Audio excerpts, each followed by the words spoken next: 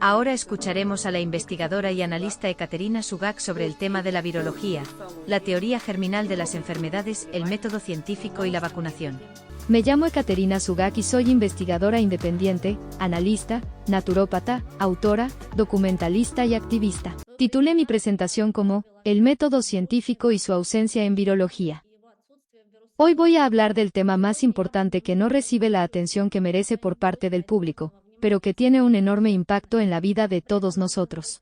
En general, la gente espera, cree, supone, pero nunca verifica las afirmaciones y acciones de los propios científicos. El ciudadano medio no se considera lo suficientemente listo, educado o capaz, así que delega estas cosas en los científicos, de quienes espera que comprueben las cosas por él.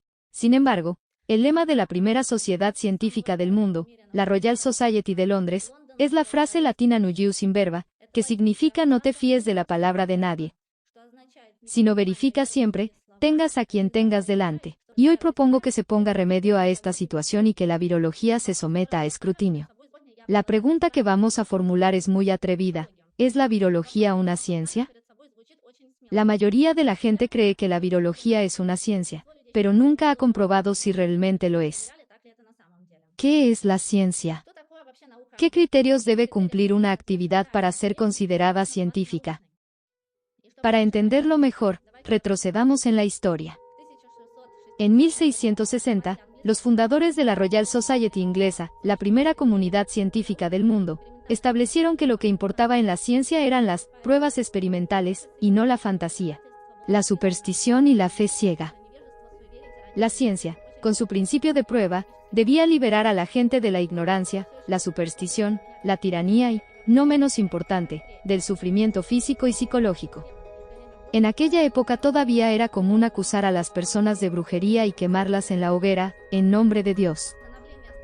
O acusar a los enfermos de haber sido tomados por un demonio y expulsados de la sociedad. El establecimiento de la norma de la prueba científica marcó el final de la Edad Media. Hoy, creyendo que estamos en las manos seguras de nuestra cultura científica de alta tecnología, miramos hacia atrás con duda y gran desaliento a los abusos de poder que tuvieron lugar en aquellos tiempos draconianos. La sensación de que hoy todas las decisiones se toman sobre la base de una investigación científica rigurosa da a la gente una sensación de seguridad frente a la arbitrariedad.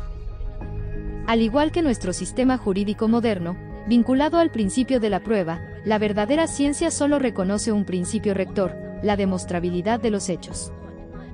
Así pues, la verdadera ciencia no es más que método.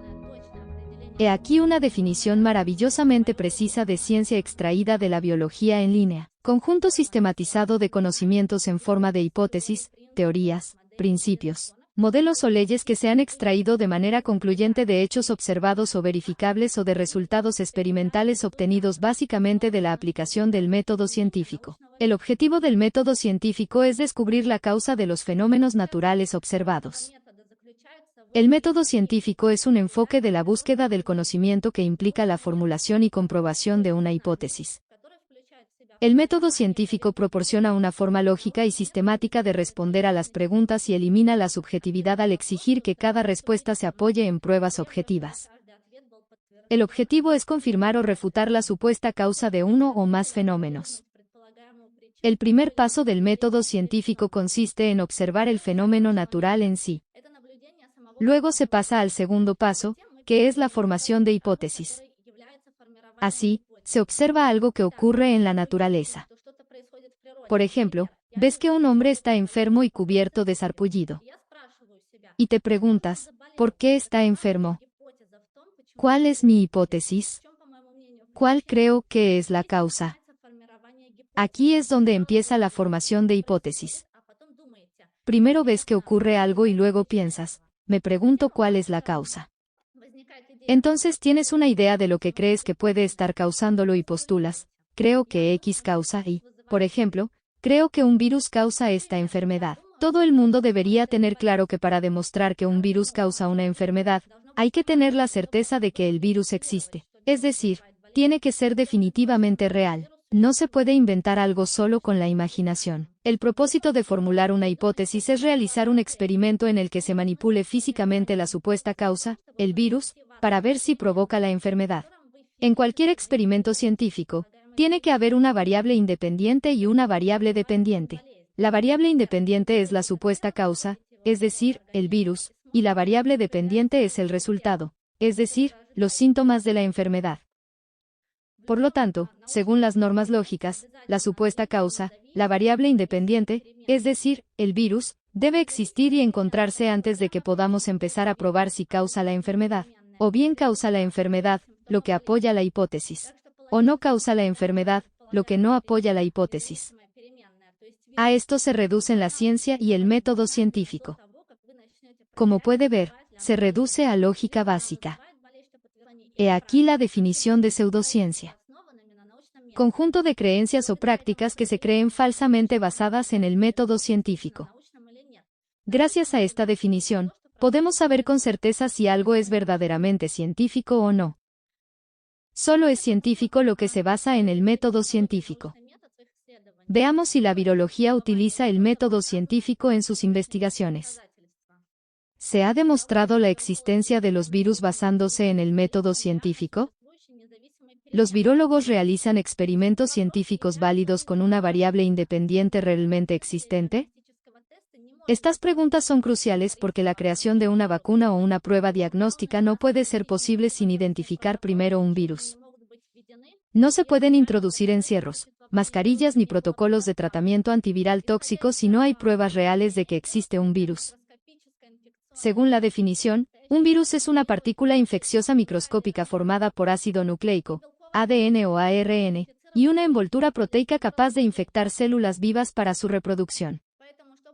Por lo tanto, para demostrar que el virus existe y es la causa de la enfermedad, lo primero que hay que hacer es encontrar y extraer, es decir, aislar las partículas víricas de la muestra biológica de un paciente enfermo, purificándolas de cualquier contaminante. El aislamiento del virus es un paso sin el cual la virología no puede existir como campo científico, ya que sin este paso los virólogos no disponen de la muestra de un virus realmente existente para estudiarlo más a fondo y demostrar su patogenicidad. De hecho, los seres humanos están constantemente aislando objetos por estudiar el mundo que les rodea. Así funciona nuestro pensamiento.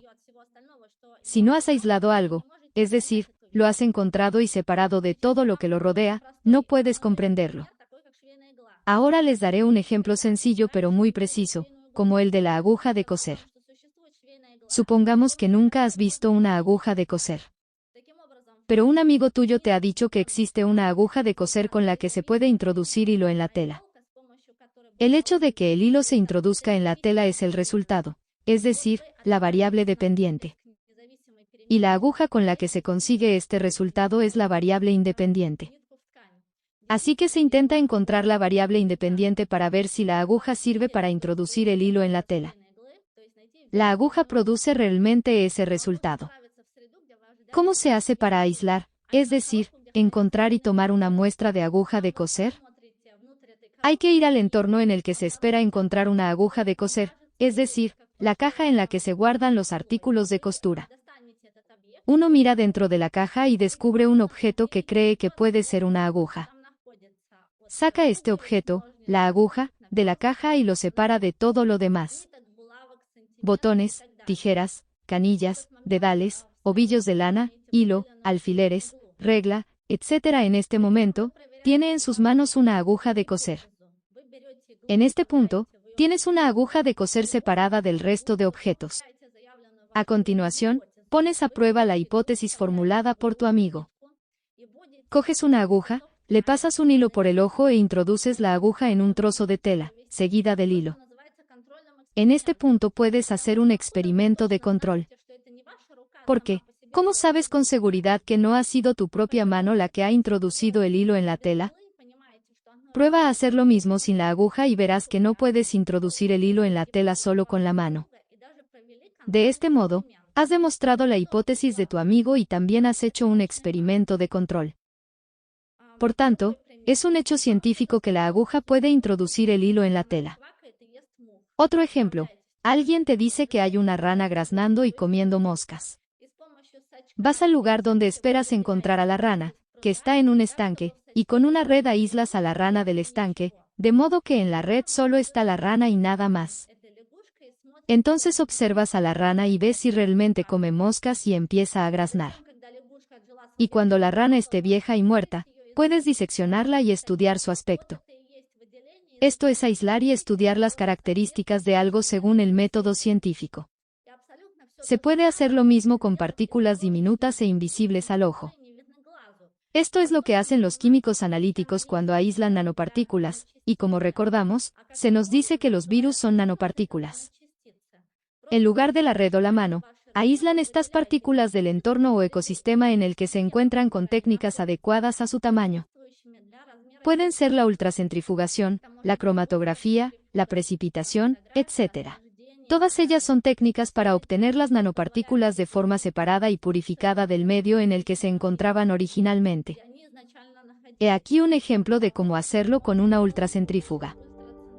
Se toma una muestra de mocos de una persona enferma, es decir, el entorno en el que se cree que se encuentra el virus, se filtra, se pone en una centrifugadora. Se hace girar rápidamente para distribuir el contenido de la mucosidad filtrada por densidad y peso, y en una de las capas resultantes debería haber partículas medidas en nanómetros, como los virus reivindicados. A continuación, se cogen estas partículas con una pipeta, se observan al microscopio, se hace un análisis bioquímico y se comprueba si pueden causar enfermedades. Así es como se aislaron los bacteriófagos, que, al igual que los virus que supuestamente causan enfermedades en humanos y animales, se miden en nanómetros. También es así como se pueden aislar y purificar partículas aún más pequeñas de los llamados virus, como una proteína como la albúmina. Así que todos los procedimientos necesarios para aislar virus están disponibles y no hay razón para no utilizarlos. Me gustaría recordarles que cualquier experimento científico para comprender la causa de una enfermedad es imposible sin una variable independiente.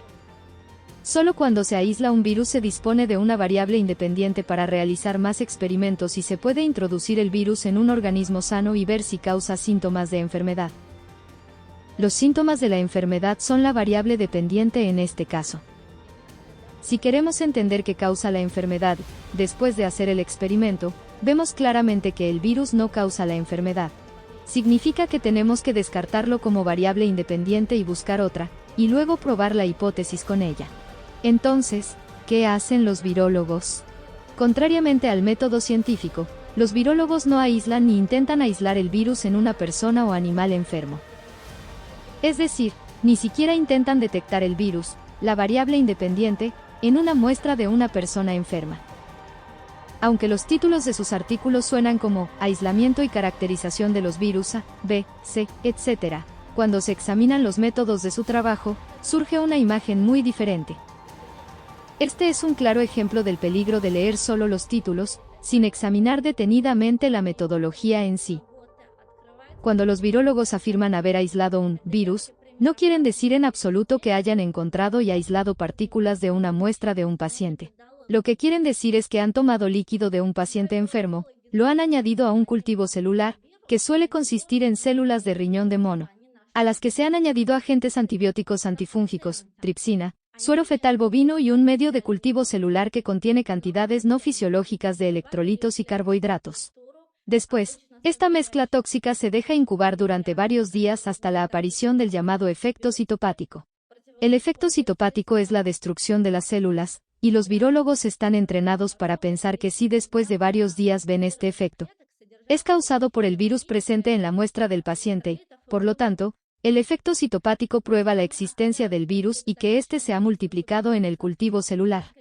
En pocas palabras, si las células mueren en un tubo de ensayo, según los virólogos, esto demuestra que el hipotético virus estaba realmente presente en la muestra y, por lo tanto, ya no es hipotético sino real. Como puede verse, la conclusión de que existe un virus se basa únicamente en observar la muerte celular, no en encontrar una estructura real que pueda llamarse virus. Dicho esto, las sustancias que acabo de enumerar que se añaden al cultivo son tóxicas para las células. Por ejemplo, es bien sabido que los antibióticos y los antifúngicos son extremadamente tóxicos para las células, especialmente para las células renales, que son las más utilizadas en virología. La tripsina, que se añade a los cultivos celulares, también puede causar efectos citopáticos porque es una enzima muy conocida por digerir proteínas. lo que significa que destruye la integridad de los cultivos celulares y provoca su desintegración. Incluso simples alteraciones del equilibrio ácido-alcalino y cantidades no fisiológicas de electrolitos y carbohidratos pueden causar efectos citopáticos. Por lo tanto, no hay razón para decir que el efecto citopático fue causado por un virus hipotético nunca descubierto por los virólogos y no por las condiciones tóxicas del cultivo celular. La idea misma de hacer un experimento con cultivo celular es absurda porque cualquier experimento requiere una variable independiente. Primero hay que aislar el virus directamente de una muestra de un paciente, luego poner ese virus aislado en un cultivo celular y ver si causa el efecto citopático, que es la variable dependiente. Los virólogos no tienen una variable independiente, por lo que su experimento no tiene sentido. Aquí hay un ejemplo de una publicación sobre el aislamiento del virus SARS-CoV-2. Como se puede ver en la sección de métodos, no hay aislamiento real, es decir, encontrar el virus, sino solo los experimentos anteriores con cultivo celular, en los que la aparición del efecto citopático se atribuye a un virus hipotético y no a sustancias tóxicas reales añadidas a las células. En otras palabras, el papel principal en el efecto citopático se atribuye al hipotético virus ficticio y no a las condiciones tóxicas reales del cultivo celular. Todas las demás publicaciones sobre SARS-CoV-2 y cualquier otro virus utilizan exactamente la misma metodología. ¿Y por qué todo es tan poco científico en virología? La idea de los virus surgió con Louis Pasteur, químico francés, en el siglo XIX, cuando no pudo culpar a las bacterias de causar la rabia. Por razones de tiempo, no puedo hablar de la teoría de los gérmenes de la enfermedad en general, sino solo decir que nuestra visión moderna de las bacterias y su papel en la enfermedad no se basa en el método científico de la evidencia. Pero de eso hablaremos en otra ocasión. En este contexto, Pasteur tuvo la idea de afirmar que había descubierto un nuevo patógeno. Pasteur llamó a este nuevo patógeno virus, que significa veneno en latín. Pasteur anunció que el nuevo patógeno era miles de veces más pequeño que una bacteria, por lo que para estudiarlo utilizó filtros muy densos a través de los cuales solo podían pasar los virus, pero no las bacterias. Así que exprimió fluidos y venenos de un animal muerto, los hizo pasar por el filtro e inyectó este fluido venenoso en el cerebro de un perro atado verticalmente a un poste. El perro se convulsionaba, ladraba, echaba espuma por la boca y moría. Y Pasteur lo llamó rabia. Cualquier persona cuerda, al oír esto, estaría de acuerdo en que el estado del animal estaba causado por venenos inyectados en el cerebro. Pero Pasteur afirmó que esta condición del animal fue causada por su hipotético agente, virus, entrando en el cuerpo, atacándolo y matándolo. Y ni una palabra sobre cómo, de hecho, había causado esta condición en el perro. Además, afirmaba tener un antídoto contra este virus para promocionar sus sueros. Pasteur decía que se trataba de un patógeno invisible, imposible de ver con el microscopio óptico de la época debido a su diminuto tamaño. Entonces, cuando apareció el microscopio electrónico, al observar los tejidos, los científicos vieron partículas diminutas y se entusiasmaron, suponiendo que eran los virus, que nadie había podido ver antes. Exclamaron, por fin. Sabíamos que había algo muy pequeño ahí dentro, y ahora que tenemos un microscopio electrónico, podemos verlo. En realidad, se trataba de artefactos, es decir, productos de descomposición de tejido muerto. Porque para observar la muestra con el microscopio electrónico hay que tratarla con productos químicos agresivos y teñirla. Así que solo se podían ver partículas de tejido en descomposición. Y, por supuesto, no había forma de demostrar que eran patógenas y causaban enfermedades. Así que, tras 20 años intentándolo, abandonaron la idea y se pasaron a los llamados experimentos con cultivos celulares. Son estos los que permiten que la virología exista hoy de forma totalmente injustificada.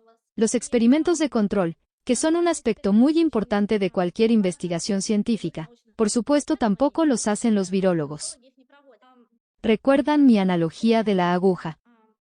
En la que se hacía un experimento de control para asegurarse de que el efecto, un hilo insertado en el tejido se conseguía realmente con una aguja y no solo con la mano.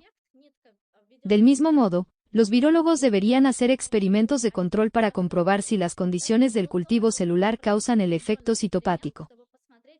Para ello, deberían tomar una muestra de los pulmones de una persona sana, ponerla en cultivo celular, añadir antibióticos y otras sustancias, y demostrar que las células no mueren.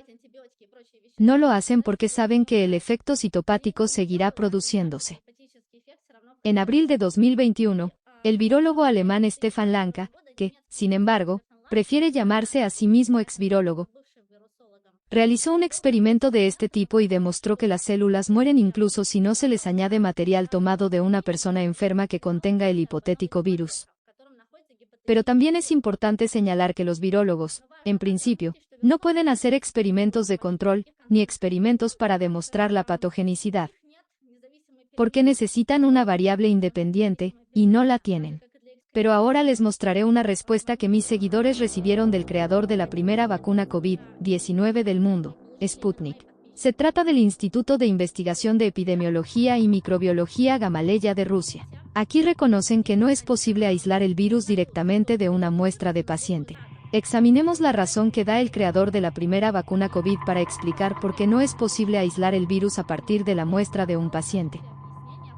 Creen que hay muy poco virus presente en la muestra del paciente como para poder aislarlo a partir de ahí y, por lo tanto, hay que hacer experimentos con cultivos celulares.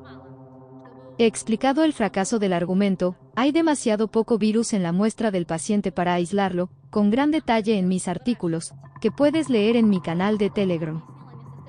He aquí una cita de mi artículo.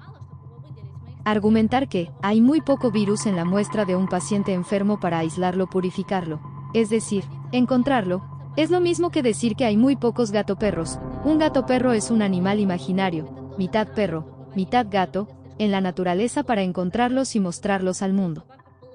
Si no podemos encontrar gato-perros en su supuesto hábitat, entonces no podemos afirmar que haya muy pocos, ya que nunca hemos visto un gato-perro, por tanto, su existencia es solo nuestra fantasía hipótesis. Cualquier experimento científico requiere una variable independiente. Si quieres hacer crecer, acumular, propagar, cultivar, son sinónimos usados indistintamente en virología. Un virus en cultivo celular, primero debes tener un virus real que pongas en las células y obtener el efecto, que se acumuló o no se acumuló. No se puede hacer un experimento de acumulación de virus simplemente fantaseando con que el virus está presente en una muestra de un paciente. Debes saber con seguridad que está ahí, aislándolo y purificándolo de la muestra del paciente antes de hacer cualquier experimento. No se pueden realizar experimentos que requieran una variable independiente sin la presencia de una variable independiente. Esto es totalmente contrario a la lógica y al método científico. Por eso preguntamos al Instituto de Investigación Gamaleya en nuestra carta de respuesta, ¿un experimento científico requiere una variable independiente? ¿Sí o no? Sea cual sea la respuesta, fracasarán, y he aquí por qué. Si responden, no, entonces están admitiendo que la virología no se adhiere al método científico, siendo una pseudociencia. Si responden, sí, entonces también reconocen que la virología es una pseudociencia, ya que nunca han realizado un experimento científico real porque, según sus propias palabras, es técnicamente imposible. Como puede ver, utilizo la palabra pseudociencia con atrevimiento, porque, según la definición, pseudociencia es un conjunto de creencias o prácticas que falsamente se creen basadas en el método científico. Lamentablemente, en su última respuesta, ignoraron nuestra pregunta sobre la variable independiente. Por lo tanto, en nuestra próxima investigación, volveremos a formular esta pregunta. Veamos lo que escribieron en su última respuesta. Hay datos genéticos moleculares sobre qué genoma del virus había en las muestras de los pacientes, qué proteínas víricas se encontraron allí, etc. Razonar en la línea de, si algo no se ve en su forma natural, entonces no está ahí, es una distorsión cognitiva común que contradice los experimentos científicos basados en la evidencia.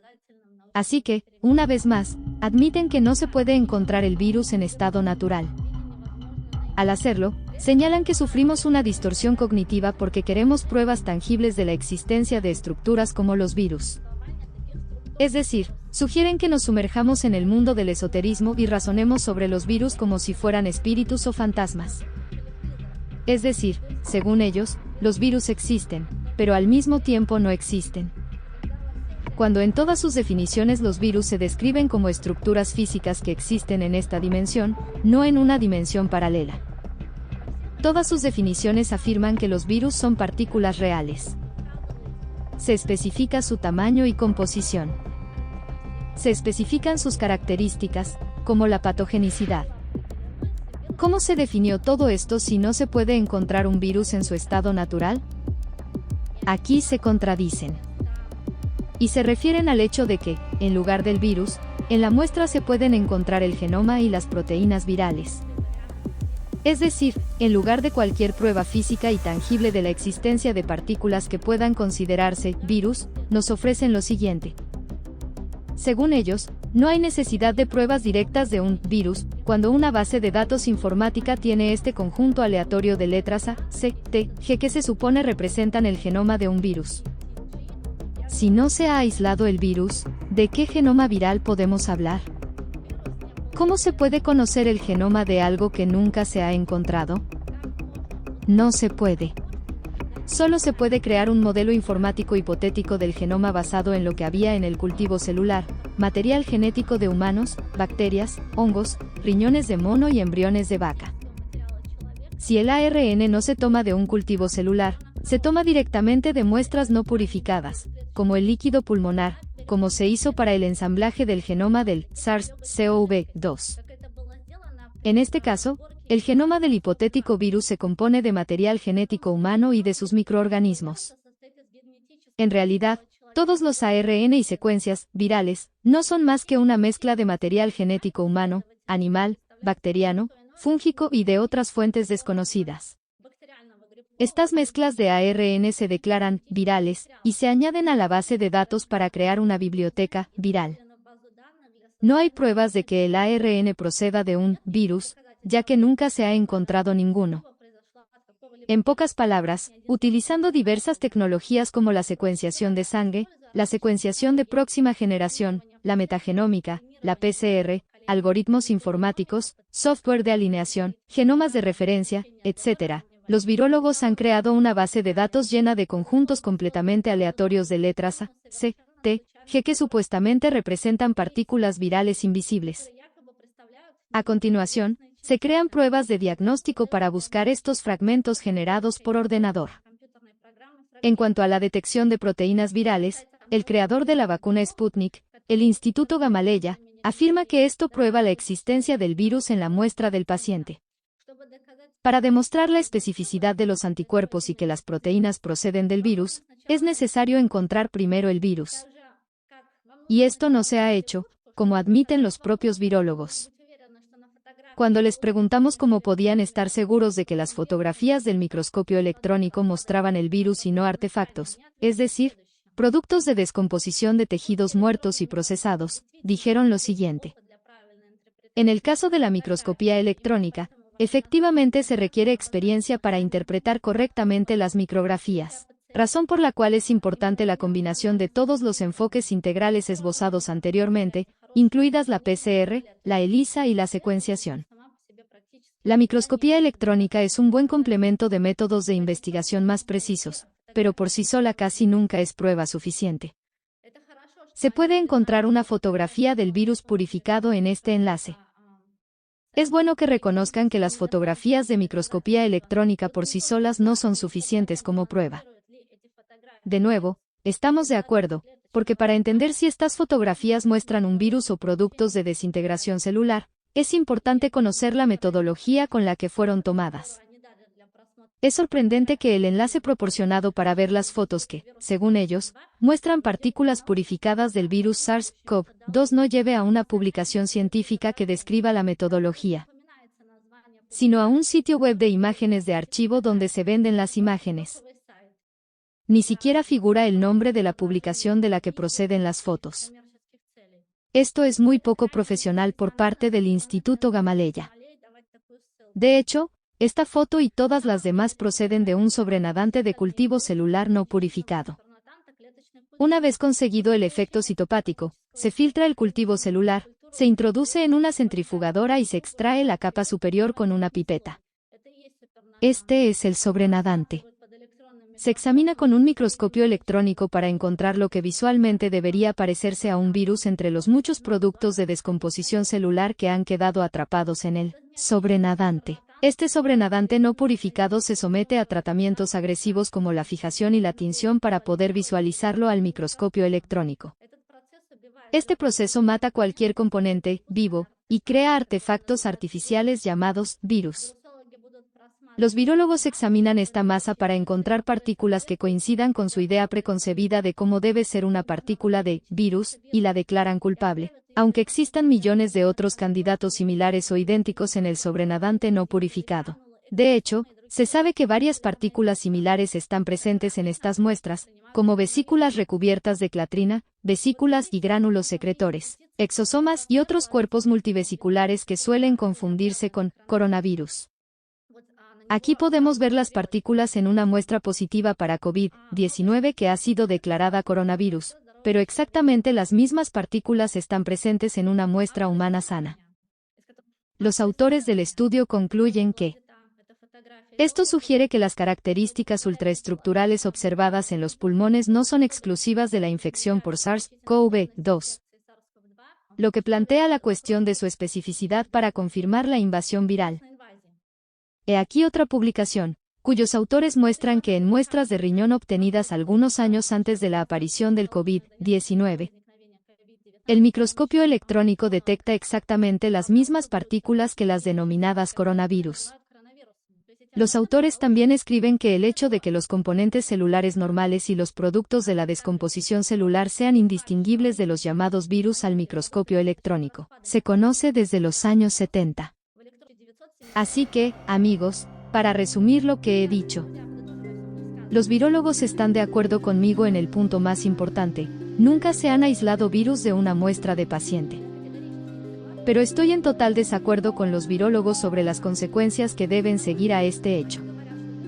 Dicen que no se puede aislar un virus y que tenemos que conformarnos con pruebas indirectas como los efectos citopáticos, la secuenciación del genoma y la detección de proteínas.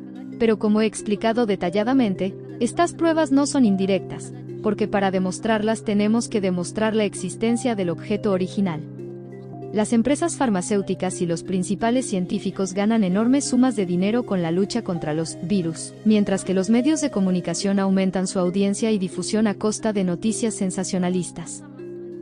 Y el público paga el precio, al no recibir lo que más merece y necesita para mantenerse sano: educación sobre las causas reales y la verdadera prevención y tratamiento de sus enfermedades. El hecho de que nuestra política sanitaria se base en fundamentos tan falsos debería preocupar a toda persona cuerda. El problema es que todavía poca gente conoce la falsedad de la hipótesis virológica y germinal del origen de las enfermedades.